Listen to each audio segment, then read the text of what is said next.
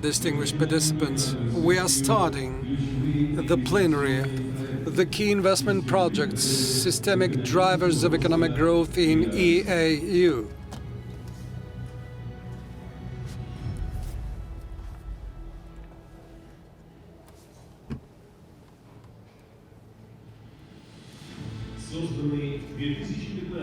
Established in 2015, the Eurasian Economic Union has become one of the most successful and dynamically evolving integrative associations in the world. The achievements of Eurasian integrations are this: the common customs space has been created, the customs code has been accepted, the common labor market has been created, second most integrated market in the world, mutual recognition of educational diplomas, agreement on pension agreements, financial institutions have been created, and the Eurasian Development Bank and Eurasian Fund for Stabilization and Development have been created, and a single and the common system of technical regulation. In 2022, relevant are transition from the restorative growth to sustainable development as global challenges multiply, pandemics and bottlenecks in the logistics, the global energy transition, and carbon neutrality. These are the key challenges there. This success is only possible in the EAEU through the implementation of the common economic potential of a union that enjoys unique advantages to meet the challenges well. Beneficial geography, good agricultural lands, mineral wealth, close integration between the member states, and the high quality of human capital. The key areas of development of the EAEU potential are development of transport infrastructure, the power and water management, food security, digital transformation. Implementation of projects in those areas would allow to accelerate the economic growth, provide for its sustainability, and better wealth of all the citizens of the region. Together, we will meet the global challenges while providing prosperity for the Eurasian space. EAEU, we are 184 million. Invited are the panelists: Mger Grigoryan, Vice Premier of the Republic of Armenia; Igor Petryshenko, Deputy Prime Minister of the Republic of Belarus; Alikhan Ismailov, First Deputy Prime Minister of the Republic of Kazakhstan; Arzybek Kazhoshev, First Deputy Chairman of the Government of the Republic of Kyrgyzstan; Alexei Overchuk, Deputy Chairman of the Government of the Russian Federation; Jamshid Kuchkarov, Deputy Prime Minister of the Republic of Uzbekistan;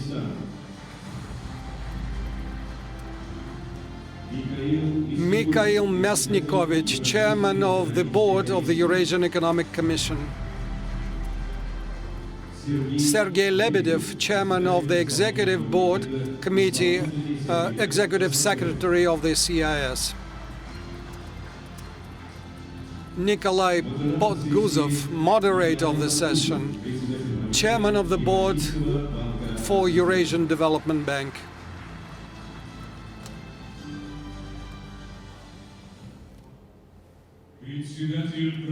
Chairman of the Government of the Russian Federation, Mikhail Vladimirovich Mishustin.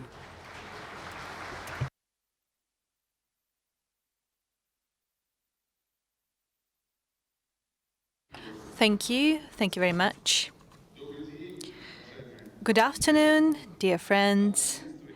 I'm glad to welcome all the participants of the Eurasian Congress. And first and foremost, I would like to thank the Eurasian Development Bank for the organization of this event. you have a very substantial integrational agenda ahead of you.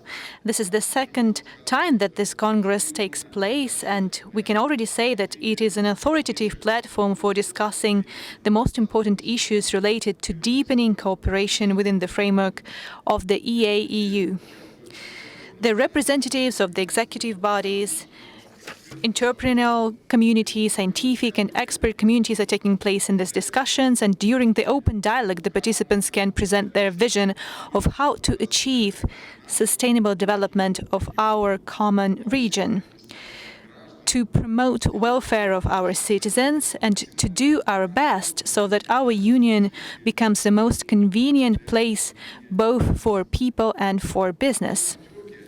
The 5 countries overcome the consequences of the coronavirus pandemic.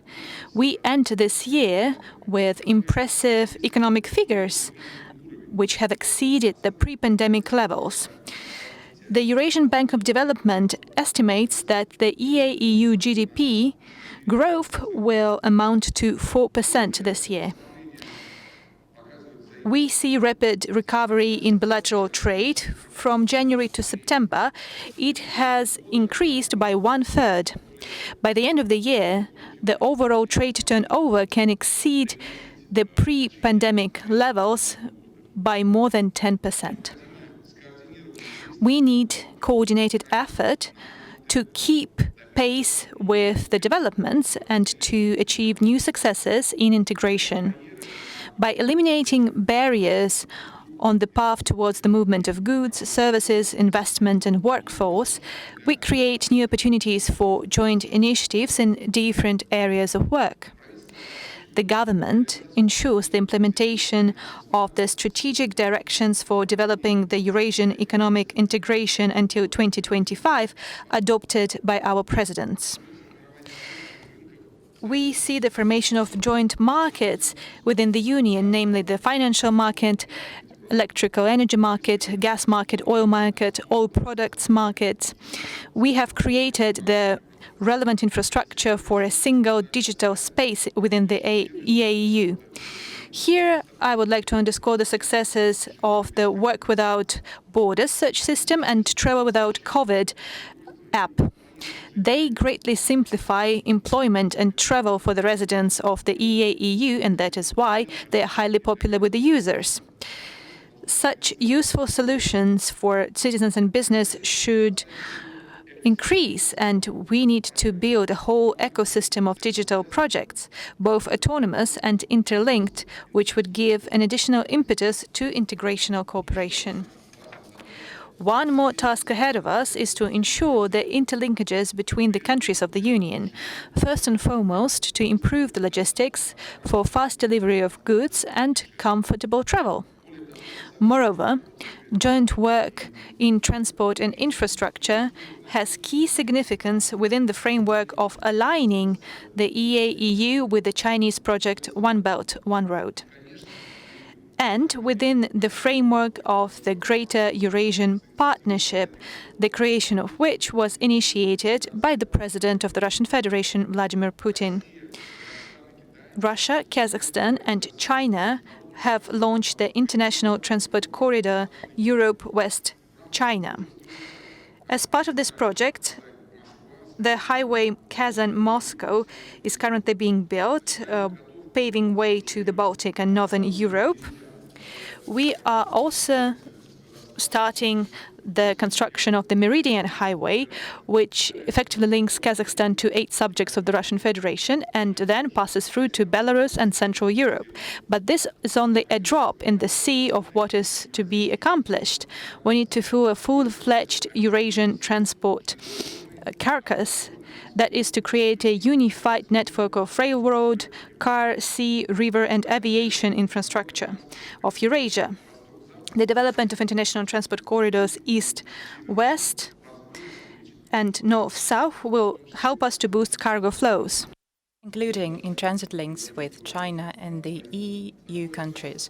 Such transcontinental transport unity is of special importance for the landlocked EU countries, giving them additional increase in GDP and helping to foster foreign trade. In essence, our union, underpinned by rail links and road routes, will become an important transport hub for the global economy. The Congress will address other cross-border infrastructure projects with tangible integration results in transport, logistics, in water energy, in food hubs and digital infrastructure development. Untapping this great potential can really ensure sustained economic growth for 5 EAEU members and other countries of the region. I believe that we need to take stock of our capacities in a wider context, setting even more ambitious targets, discovering new areas for cooperation.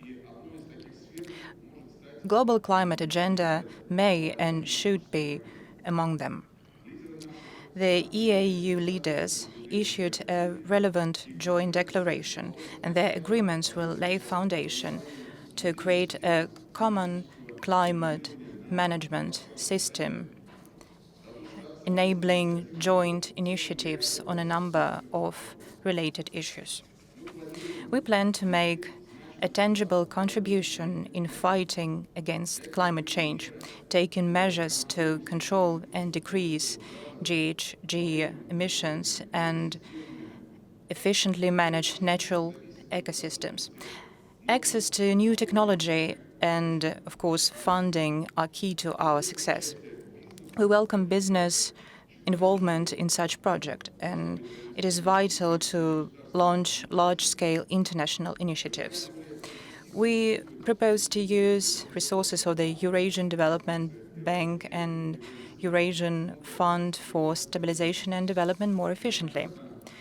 I have repeatedly emphasized that joint cooperation is vital to tackling environmental issues. That's the only way to most efficiently preserve the nature for the future generations.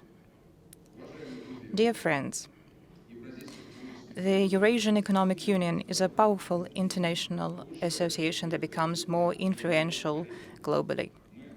We develop tight and mutually beneficial cooperation with other countries, states, and regional integration structures. And of course, we have a lot to offer to our partners. Total EAU potential covers a wide range of areas. We have 6 free trade agreements, including with Vietnam, Iran, Singapore, Serbia, and 2 with China. We are negotiating trade liberalization with Egypt and Israel and starting relevant talks with India. Uzbekistan and Cuba, as observer states, are actively engaged in our work. They have increased their cooperation with the EAEC, getting new opportunities to further develop trade and economic ties. Given all that, our union has additional opportunities for growth and development. It is important that the integration bodies, namely the CIS Economic Council and the Eurasian Economic Commission Council, will hold their meetings at this Congress. Their agenda covers issues of multilateral cooperation, including those related to decisions taken by the heads of states and governments of the CIS and EAU countries. I'm sure that these open debates will address many relevant topics, new approaches and solutions to enhance Eurasian integration. I wish you all fruitful work and meaningful discussions. Thank you.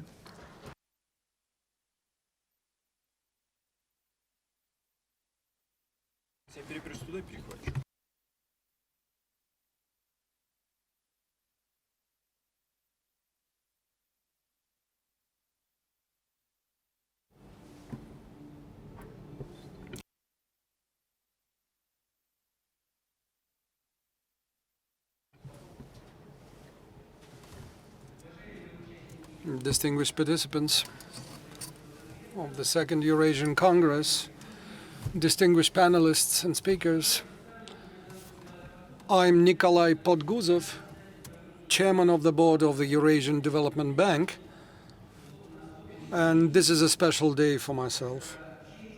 This is an honor to moderate the plenary session of the Second Eurasian Congress 2021. Our panelists and speakers today are vice premiers of the EU space member states, heads of the key integration associations, and it is your efforts that the speed and quality of integration depend upon. What is integration? I would suppose that integration is the ability to achieve a common economic success. What is success? How it can be possibly measured? Obviously, it is the easiest to measure the success by the quality of life of the people inhabiting this space, the level of their well-being. Then perhaps it would be correct to retitle this session, How We Can Achieve the Economic Success for the Benefit of the Citizens of the EAEU.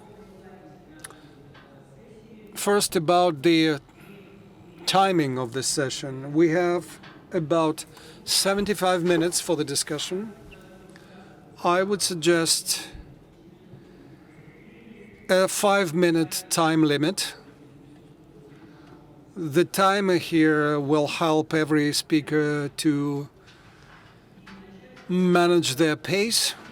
And the first to speak in the alphabetical order of the countries, I would suggest this way, and then the heads of the integration associations will finalize this. If no one objects, I would start the discussion with asking my first question to the first vice premier of the government of the Republic of Armenia, Mger Grigoryan. Dear Mger, Armenia is the only EU member state that has no common border with other member states. At the same time, Armenia has been an active participant to all the integration efforts. One of the signs of maturity would be to have a common financial infrastructure and a common financial market. That is the task set by the key guidelines of Eurasian economic integration until 2025. Dear Mr. Grigoryan, what do you think about the prospects of achieving this goal? What we need to take? What steps we need to take to achieve those? Thank you, Nikolai Vladimirovich. Good afternoon, dear colleagues. Let me start with a gratitude to the organizers of this event. Indeed, we have discussed this often and many times. I mean, the strategic initiative for the EAEU involving integration in the financial markets, and there is no getting away from that. Why? Because, could you speak closer to the microphone, please? Because we've been noting every year that increasing the share of national currencies in the trade is a top priority for ourselves. Without further developing the share of national currencies in the trade, I think the trade would not be good enough in terms of full-fledged integration process, because all our national currencies are inflationary, and the current situation with the inflation rate is a direct indication to the fact that we must pay high attention to that strategic challenge.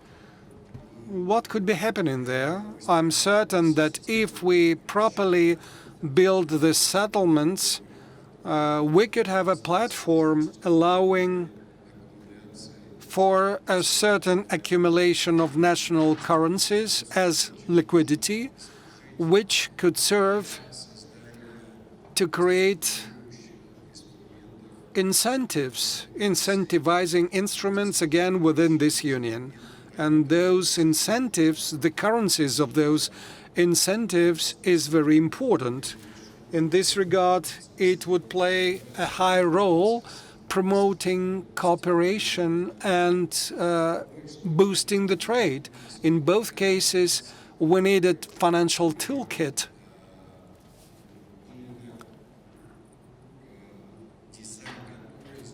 Designed on the basis of national currencies of our respective countries. That is very, very important. What happens next? Cyclicality that will be producing good results after good results. Of course, that would be a good incentive for increasing the volume of trade and furthering cooperation entities inside the union, and that would help promote the competitiveness of our goods and services. Because if you are dependent on a third country's currency, that involves significant costs in trade. And also,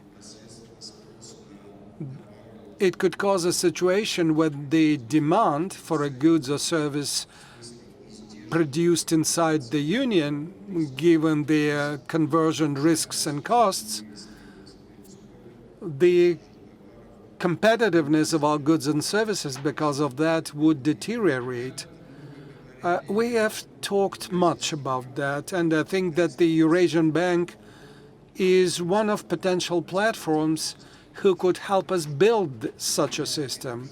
It is obvious for me that, at least in the beginning, such a system should be a commercial system.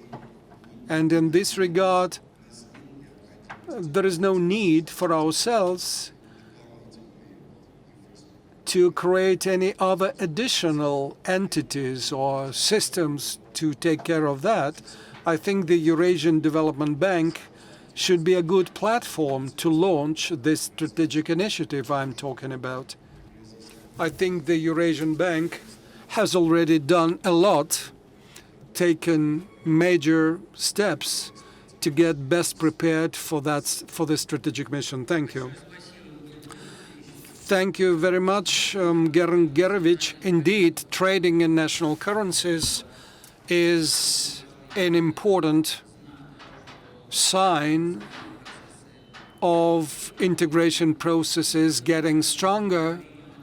And with satisfaction, I would note that about 70% of intra-union trade is already done in national currencies, while other currencies only appear when we have to make transactions involving non-member states. So some progress has been achieved there. And we're really getting ready to being able to offer the settlement and payment structures of the Eurasian Bank as a venue for doing settlements inside the EAEU. Thank you. Let me ask a question of Deputy Prime Minister of the Republic of Belarus, Igor Viktorovich Petrushenko. Igor Viktorovich, Belarus has always been strong industrially. For instance, Belarus manufactures the largest truck in the world, Belaz, of 450 tons in capacity. And the manufacture of the Belaz is a vivid example of cooperation inside the EAEU. Many parts come from factories located elsewhere in the Union. This year alone, the Belarus economy has grown by 2.7%, with the manufacturing industries making the largest contribution there. What do you think, Igor Viktorovich, about industrial cooperation within this union, and what do you think needs to be done to accelerate industrial cooperation here? Thank you very much for your question. Thank you so much for your question, but actually we're keeping up a rapid pace of meetings. The EAEU summit meeting, and today we have a parliamentary meeting between Russia and Belarus, and the MPs also will speak about integration, economic integration, and they are dealing with other aspects. And certainly, the second Congress, Eurasian Congress, fits very well into our timeline. We speak about a platform-based approach to providing of our economic integration. Without funds earmarked, integration would be held to steal. I do think that actually the product which we're about to offer would not be stillborn, would be a success rather than a failure. Thank you so much. Speak about Belarus. Certainly we take pride in that. This is our joint product. In terms of cooperation, if we speak about the Russian Federation, not just let alone Belarus. So we have about 8,000 companies. 1,000 of them are joint ventures, and 2 actually are working with the Russian investments. Belarus, as Belarus is concerned, some time ago, Rosatom and Rosnano offered an innovative technology for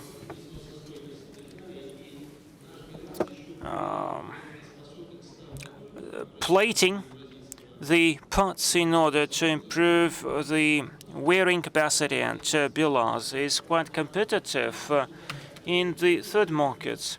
We have partners not only from the EAEU nations, but also we have partners in Uzbekistan and other countries where we are interacting very actively. We have a joint venture in Yulabag and Cherpovets. Our famous tractors are being manufactured there. I'd like to thank the Russian Federation as the assembly lines work efficiently. We are assembling the snow harvesters and the field harvesters. These are our joint projects. About 12 projects are being developed with Kazakhstan in terms of the cooperation. There is a number of other elements and factors. I suggest that Mr. Mesnikovich has a say once we are bringing up initiatives into our integration system, the strategy for the development designed until 2025. These elements, these factors have to be incorporated in the strategy as they prove to be viable and feasible. And we don't have to launch some overlapping production, meaning we have necessary elements of competition. Competition has to be offered, but the competition has to be our joint product in the markets of the third parties. We don't have to create extra competition, setting up some overlapping industries or companies. For instance, oil refining. That's a high-quality product that we may offer, but joint production is being launched in the timber processing. I don't think that this is necessary. We'd rather cooperate and offer joint products in the third countries' markets. Thanks to the Eurasian Development Bank, we can take a niche in the third parties' markets, especially following the free trade agreements with other countries. A few words about the transport and logistics potential. The carcass, the system which was highlighted by Mr. Mishustin, we should incorporate 18 multimodal centers which embrace all the means of transportation to bring about the connectivity between the European Union and the Silk Road. We may act as a logistics platform so that the goods from EAEU could go to Europe, that we could become even stronger and more powerful. Thank you so much, Igor. I cannot but ask one quick question. You said that we do not need excessive competition. Do I understand it correctly? Well, we need competition. But again, there should be no overlapping production. In the EAEU, we have to conduct agreed, coordinated economic policy.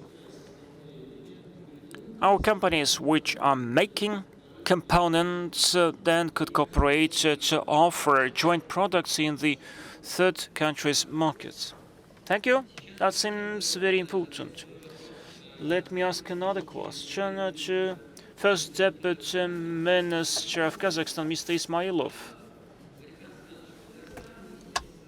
Kazakhstan, along with Russia, were the first founders of our bank, EDB, and the EDB is headquartered in Almaty. The economic growth in Kazakhstan is gaining momentum. We actually predict that the growth rate in Kazakhstan would be 4.2.3%, the highest pace in the EAEU. No integration process and project can avoid dealing with Kazakhstan. Kazakhstan pursues a lot of PPP projects, not just about infrastructure, but social infrastructure. My question is, what development projects are most relevant, in your opinion, for the economy of Kazakhstan? How the government plans to implement these projects? Thank you so much for your question. Dear participants, we as shareholders are interested in having the EDB funding our projects through the prism of integration. Mr. Tokayev, President of Kazakhstan, in the framework of Kazakhstani chairmanship in the EAEU supreme bodies, highlighted several priority areas where we have to expedite our efforts. One of them is industrial cooperation, what was said by the previous speaker. And in that sense, the Eurasian Development Bank, as a powerful institution, has huge potential in order to give impetus to that work. Within EAEU, we adopted a document called the main areas for the industrial cooperation until 2025, with the key areas for cooperation, including the machine building, aircraft construction, space technologies, chemical industry, pharmaceuticals. I think that the bank has to drive its resources to these areas. We have to fund the projects which have a maximum integration effect. A priority is automation and digitalization of our common processes and projects. One of the examples of such a strategy is it can be done with the input of the EDB, that's travel without COVID, which helps our citizens to travel amid the existing limitations and restrictions, easing their life. We support digitalization, further digitalization, and input of the bank in these processes. The transport and logistics cooperation is another area, and Mr. Tokayev spoke about that as well. We welcome the work of the Eurasian Development Bank in terms of setting up a common distribution system. That's a very important area, bearing in mind the vast geographical dimension, the need for bringing down the transportation costs that is needed in order to promote exports to ensure food security. Therefore, we welcome any contribution to that area. Amid the pandemic, we see that the supply chains are being ruptured. We see a shortage of food and non-food goods, commodities, and as a result we see high inflation rate, which brings down the take-home or disposable incomes of our people. We have common market in the EAEU, and we have a huge potential in order to implement joint projects. I do believe that the Eurasian Development Bank has huge potential in terms of incentivizing our business, creating joint added value products in order to support our economies, supplying necessary food and non-food products and exporting them as well. Thank you so much.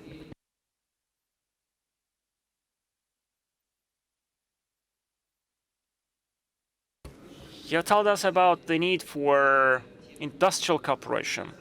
Also, you scratched the surface of digitalisation. In the morning, we had a whole session dedicated to single commodity distribution system, which presented the concept of that project. I'm confident that all the countries would benefit from that concept, from that project, and most importantly, according to our estimates, we'll be able to substitute about 30% of the existing import with our own products, which we do produce in our countries. And it means, for instance, that we are not going to import the food inflation, which is very important from the macroeconomic standpoint. Food security for our region is of key importance. Thank you so much. My next question goes to the First Deputy Prime Minister of Kyrgyzstan.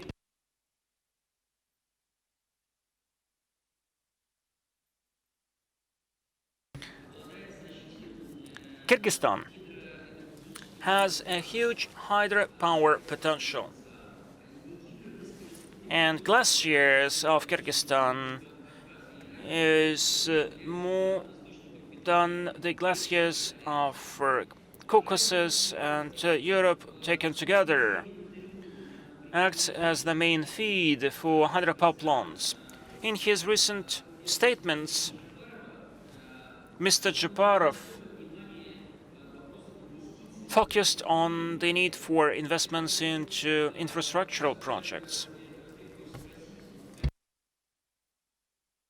What infrastructural projects with integration focus are of top priority for the government of Kyrgyzstan in the current context?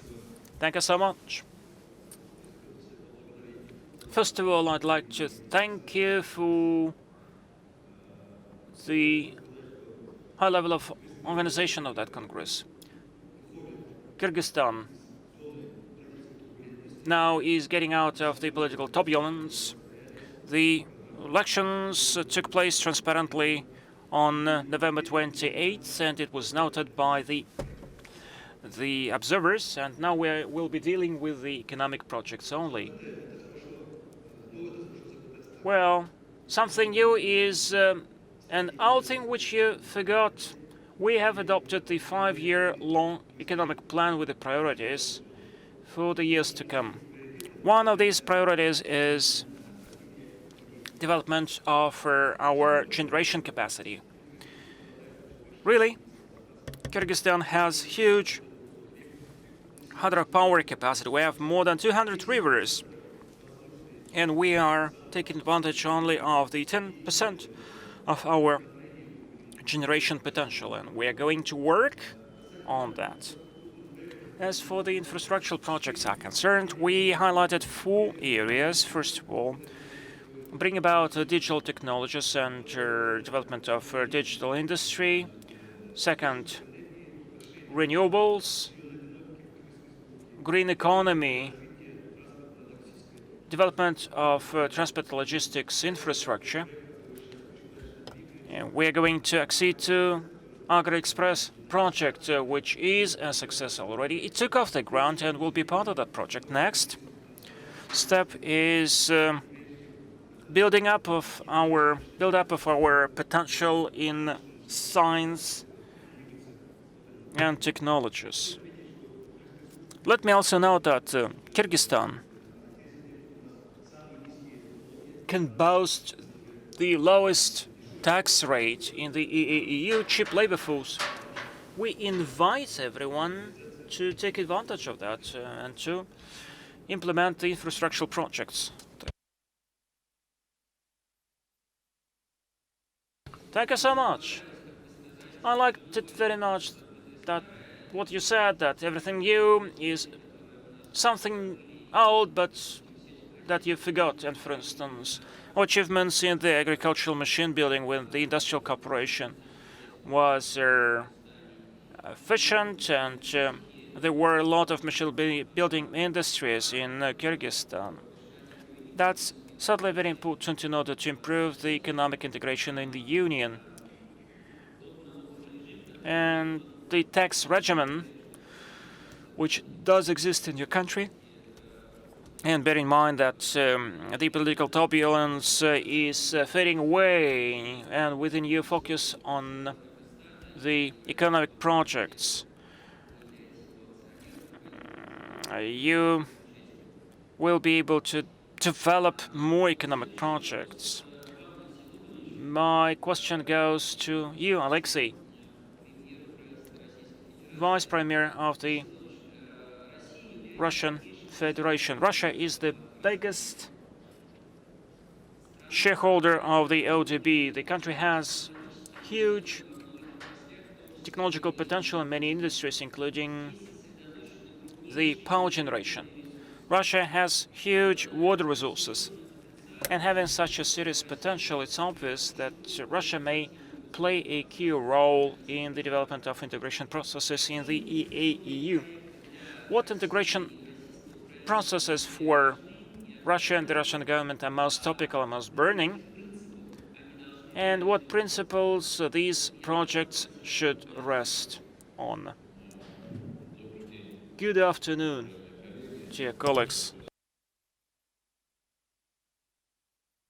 Thank you for gathering the Eurasian Congress for the second time, and it becomes a good tradition early in December to gather in Moscow.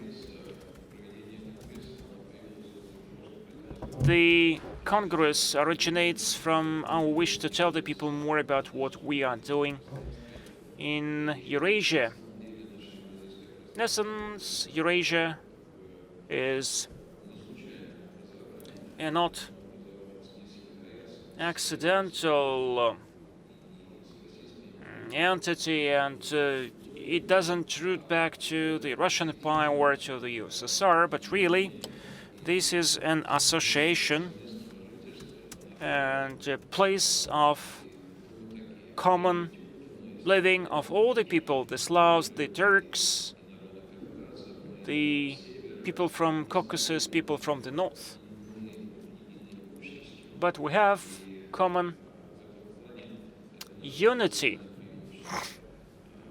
and it becomes our competitive edge. We're speaking the same language. We have common culture, which brings us all together. And the biggest achievement that we have, this is our people, the human capital. Russia feels a special responsibility in that sense. First and primarily, we speak about investments into the human capital. We are doing a lot in that sense. We are paying scholarships and fellowships to the students from the EAEU and CIS countries, for the students who are now being enrolled in Russian universities. And teachers who teach the Russian language in high schools across Eurasia, and building of school buildings that we have been undertaking. And those projects, I hope, would expand, and this is the way for us to maintain this community, to implement the natural advantages that we've got, because the Eurasian Union is what we built for the people in the first place. And it is very important for the people here to understand that there are tangible benefits and advantages for them to get because their respective state is a member of the Eurasian Union. That is a key principle underlying our decisions, including investment decisions that we make. As we decided on creating the Digital Innovations Fund, our priority was the need to create products for people that people would like to use. And the first one was travel without COVID-19 application. That was a fast and effective solution that was generated by the bank, and the bank was able to implement it pretty fast. And everyone sitting here, every panelist here is the user of the app. And the app, by the way, takes good care of personal data that never cross national boundaries. But still, if you get connected to the app, you can resume the connections that has always existed within this space. Being able to go traveling or visit your relatives or taking a job. Last year we faced all this horror with all the borders closed and everybody stopped traveling. And the Eurasian Development Bank played a huge role to overcome the problem that was for the people. Another task that the European Development Bank is participating in addressing is the possibility of strengthening the common labor market. Implementation of the 4 freedoms under the EAEU, freedom of motion of goods, services, capital, and people. People are the top priority there. Services should be convenient for the people to make a choice as to where to work without having to face any crooks that still exist. And again, people will feel the advantages of the product. Of course, another priority is the food security issues and, of course, the energy-related issues, as well as transport and logistics-related issues, building of roads that Mikhail Vladimirovich mentioned, Europe to China and the Meridian routes, Trans-Siberian Railway and the Northern Sea route, all these things that connect us better, allowing us to better implement our natural advantages, realize our natural rent. Thank you. That was a very important comment that you made. I especially liked what you said about the language and culture and human capital for the sake of people. That is really, really important. Indeed, I think we are quite capable of working together to achieve something good for the sake of our respective countries.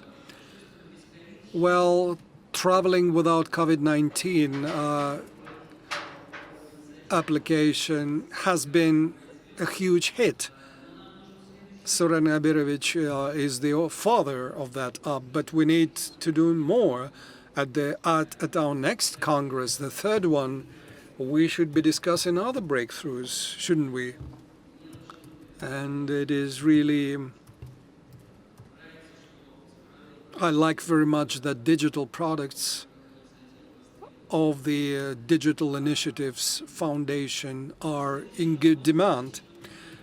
My next question goes to the Deputy Prime Minister of the Republic of Uzbekistan, Mr. Jamshid Kuchkarov.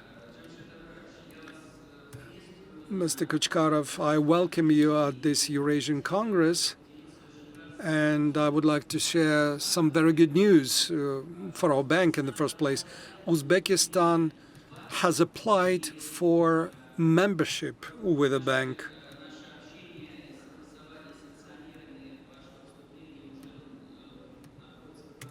We are at an advanced stage of consideration of the application, and this is the first time since 2011 that the bank expects to be expanded with adding such a respectable and powerful partner as Uzbekistan, where significant reforms have been underway over the recent years under the leadership of President Mirziyoyev.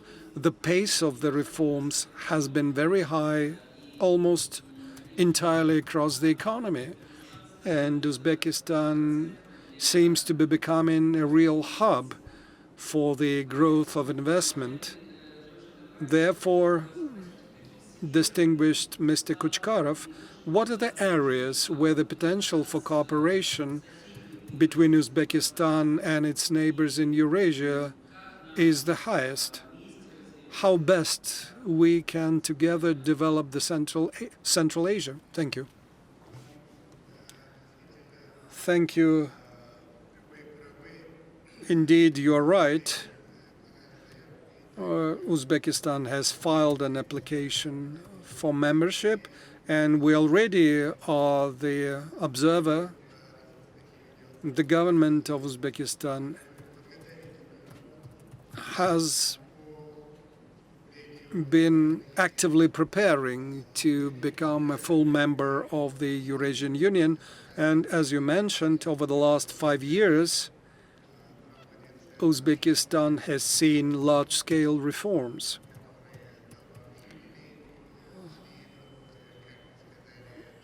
Long, ripe reforms which proceed at quite a high pace. And those reforms help people to live better off, to be better off. Their standards of living are improving, which is manifested in the growth of incomes and the GDP growth. Even in 2020, our economy grew by 1.7%. This year, the IMF evaluates the GDP growth at 6.1%, and we expect it would exceed 6.5% in actual fact. Now, as for our potential and highest priority areas of our cooperation with the Eurasian Union member states, we are committed to such cooperation. Everybody knows, our neighbors in the first place, that the President, His Excellency Mirziyoyev, from the beginning of his becoming president, of his taking office, made his priority to develop cooperation with the neighboring countries. From that perspective, if you look at the statistics, the trade has grown several-fold with our neighbor countries, and member states of the Eurasian Union, with them there are several priority areas of cooperation. As I was watching the video of the Eurasian Development Bank as a systemic driver of growth, I was amazed to learn that I was in total agreement with that. So the logic of what we do is, at least in some places, already matches well your logic. First of all, that relates to the transport infrastructure. As distinguished chairman of the government of the Russian Federation touched in his talk, and it is relevant for all the participants of the Eurasian Congress, everybody knows that we are landlocked as are our neighbors, so we are fully supportive of such initiatives, and we will participate in such projects. Number two is water resources. Thanks to the politics of the Uzbekistan president, we have good relations with our neighbors. First of all, with those who are closer to the upstream. We have very good relations that we hope to continue. Talking about water resources, I'd like to say that we are willing to cooperate in the power sector and electricity sector. You may be aware that we launched a large solar generating station, which is another area where we would like to see cooperation grow. Still another area is industrial cooperation. For instance, we are not still participating in the manufacturing of the Belaz truck, but we are the buyer of Belaz trucks. Apart from industrial cooperation, I need to mention the financial sector. Uzbekistan is opening up its market of for financial services. For instance, the Kazakhstani bank, Inge Bank, already operates in Uzbekistan. A transaction is soon to be closed for selling a state-owned bank in Uzbekistan to two Russian banks. And we would like very much to cooperate in labor resources too. My counterpart, Alexei Loginovich, recently mentioned that. We will be happy to continue this cooperation with establishing good relations in the area of labor resources, because the movement of labor resources is the current global trend.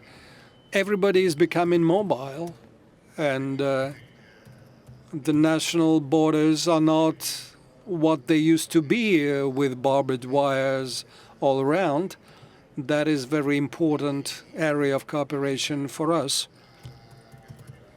And Mr. Chairman, I should also mention many other areas of potential cooperation, but given the time limit, let me stop at this. Thank you. Right, thank you, Jamshid Anvarovich. I like very much that you share the same points we highlighted in our video. They correlate with the topics addressed by the Eurasian Economic Union, while being fully in line with the strategy of the Eurasian Development Bank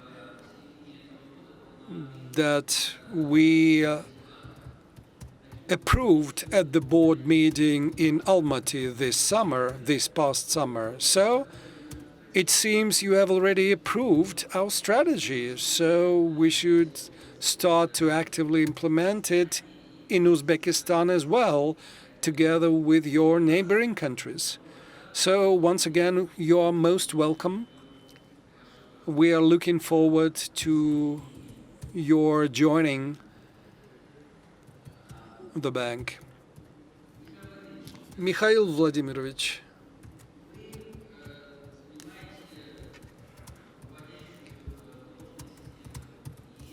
You are chairman of the board of the Eurasian Economic Commission.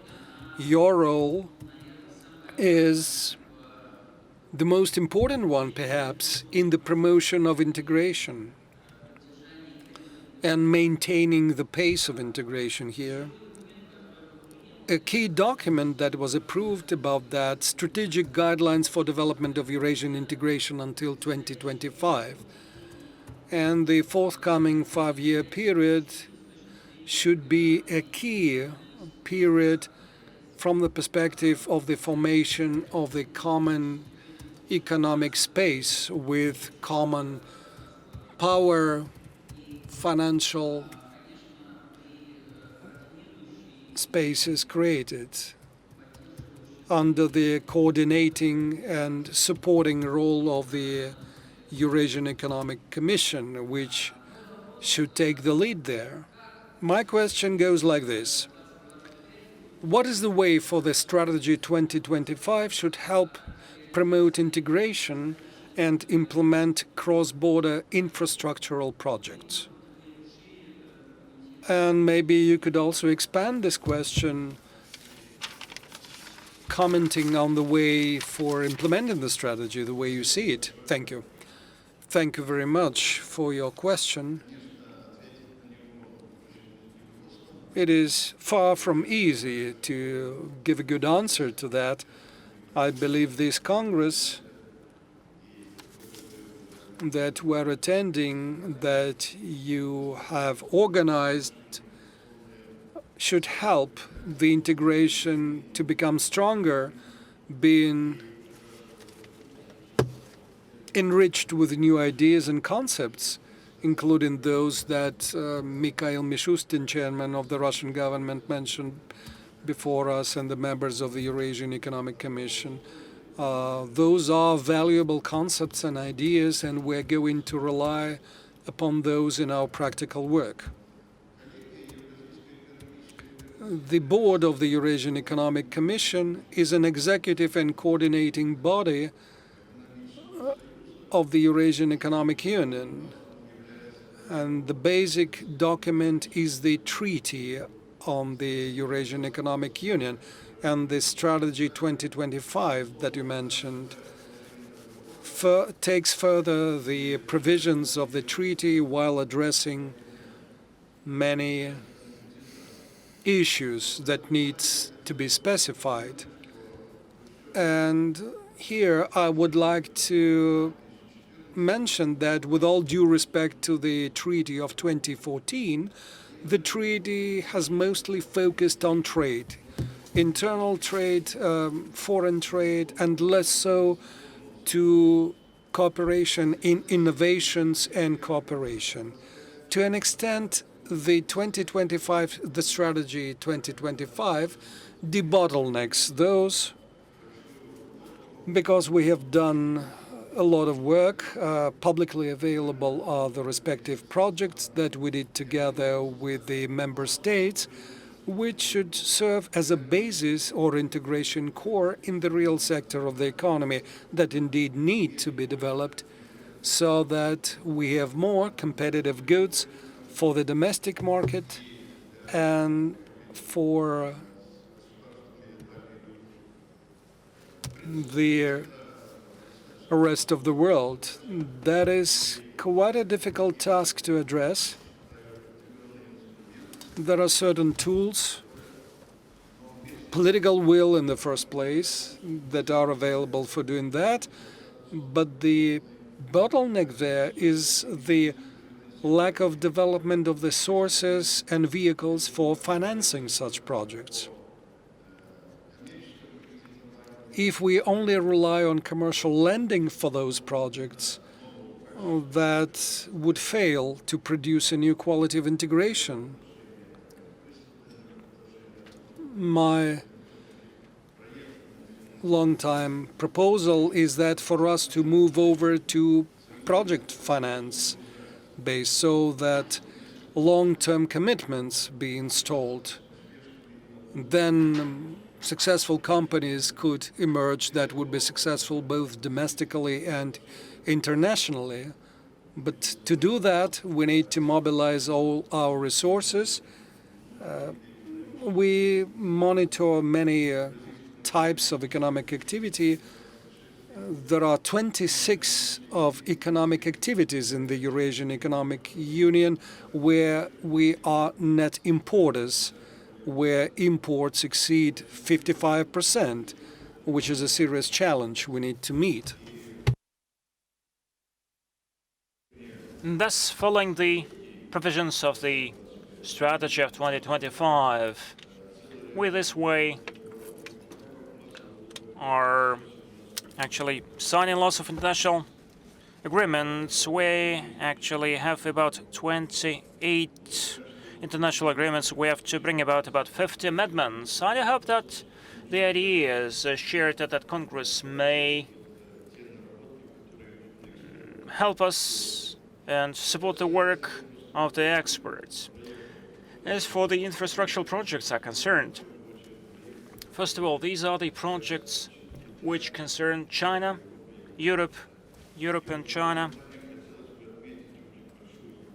I'd like to note the work of our Chinese partners, of our Kazakhstani colleagues, who did a lot to make sure that their sections work efficiently. This is about 8,500 kilometers with about $16 billion being invested into that. This is what has to be implemented and carried out very fast and very efficiently. A whole range of Central Asian countries are looking at other destinations as well, and these routes do not go through our countries, where would only partially go through our territory. Therefore, we elaborated on 6 transport corridors. The Commission approved it. Following the proposition of the Russian Federation, a decision was taken to digitalize the transport corridors. This will help to make sure that the goods are carried seamlessly, so to say, that we could use the logistics centers. And Mr. Petroshenko spoke about 58 corridors, and Kazakhstan is to launch about 24 modern logistics centers, which would be kind of hubs addressing lots of questions related to the delivery of goods. I do think that the regulatory framework and the political will, which is shown and expressed by our political leaders, these are the advantages that we have to use fully. Thank you so much. Do I understand it correctly that within the EAEU we have set up necessary regulatory framework, and now we have to monetize that through the projects which our union needs, and thus it will strengthen our integration association, right? Well, a lot's been said in terms of shaping the regulatory framework, but it means some fine-tuning. I've already said where.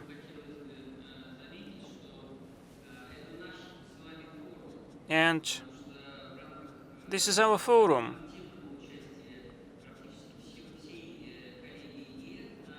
All the colleagues from the Eurasian Economic Commission are there. We also have the Youth Forum, which is being arranged with help of the Eurasian Economic Commission. That's great that the youth is being invited into the integration agenda to understand the essence of what is going on. Thank you so much, Michael. And I'm turning to Mr. Lebedev, Chair of the Executive Committee of the CIS. Nikolai, Mr. Lebedev, you are a most experienced, seasoned integration politician. The CIS this year celebrates 30 years, and over these years, the Commonwealth went through objective transformation processes, setting up effective cooperation mechanisms. Speaking from your experience, what projects, what areas of cross-border cooperation within the CIS which go beyond the EAEU you could note in terms of what may benefit the EAEU integration?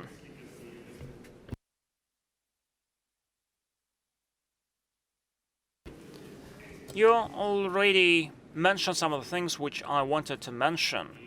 We are celebrating 30th anniversary of the CIS, and retrospectively, it's quite important to analyze why we managed to withstand the rocky 1990s after the disintegration of the USSR.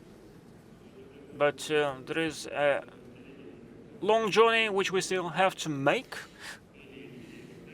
there were expectations that once we disintegrate, we will live much better because we will have our own resources, we'll have independence, but unfortunately,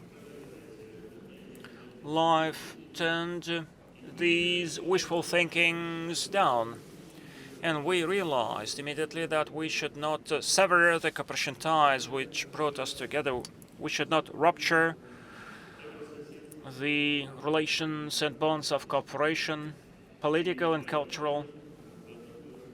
And thus the Commonwealth of Independent States emerged, which, and has been said more than once, helped us to avoid economic disasters and some confrontation in the political area. The CIS was set up, and some of the stakeholders, realizing the necessity for pooling efforts together, started faring much faster. And complementing to what's been said by Alexei, at what stage the EAEU was set up, I'd like to say that it was set up at the platform of the CIS. And they did that very successfully. They used the experience of the Commonwealth of Independent States, and they go on using that. And the CIS and different sectoral associations of the CIS are fruitfully using the experience of the Eurasian Economic Union. We are an organic body, and we are tackling with common problems.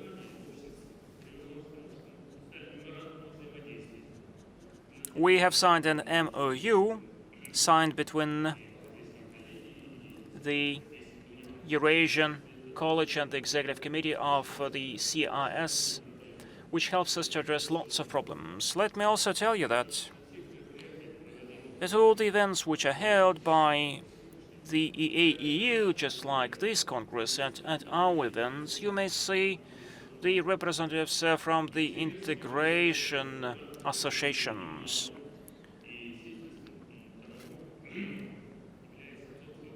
And you know that 2 states of the CIS got a status of an observer. Moldova, as you know, is not so active this time in the EAEU, but Uzbekistan on the contrary. And Jamshid Invarovich took the floor today. And with gratitude, I perceive that good news that Uzbekistan will soon become a member of the Eurasian Development Bank. That's good. We have lots of joint projects in the key areas. I will not list them. They have already been mentioned by the speakers, although in my written speech I listed all these priority areas, for instance. So that's about cooperation in the transports and logistics. Let me name such important propositions from our Kazakhstani friends that were supported by other member states of the CIS, from Central Asia, from the Russian Federation. Our Uzbeki friends made a proposition within the CIS to prepare an agreement on the industrial cooperation. That's a very important agreement.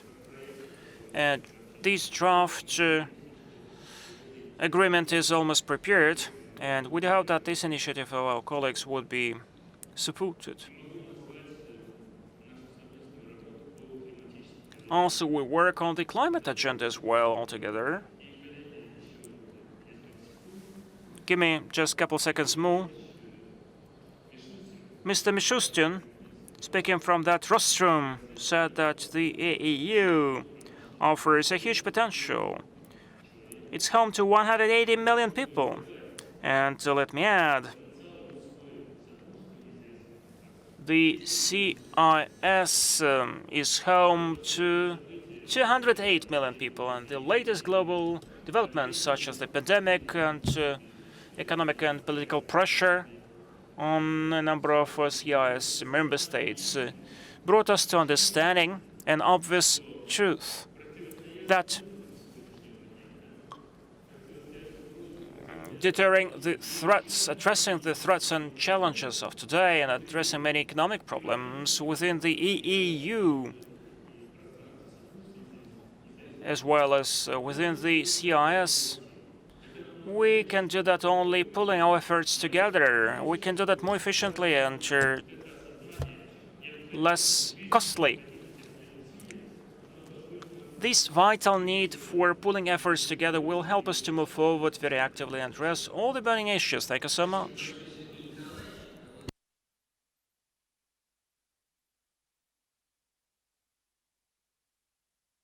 Thank you. You offered a number of ideas. First of all, that the CIS gave an impetus to setting up the EAEU, and this is really true. You set certain goals in terms of the EAEU development. EAEU is home to 184 million people, but in future it may be home to 280 million people. So these goals are quite clear.